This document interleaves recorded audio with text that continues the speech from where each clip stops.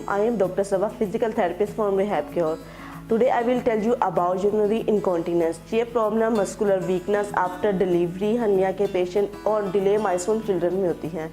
इसको हम physical therapy के थ्रू कैसे मैनेज कर सकते हैं, इसकी चंद एक्सरसाइज आज मैं आपको बताऊंगी।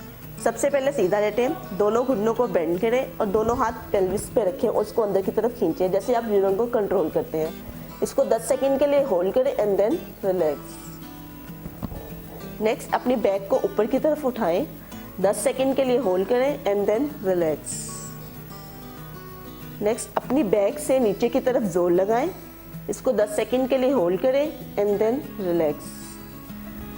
फिर एक पिलो लेके अपने दोनों घुटनों के दरमियान में रखें और उसको अंदर की तरफ जोर लगाएं, 10 सेकेंड के लिए होल्ड करें एंड देन रिलैक्स।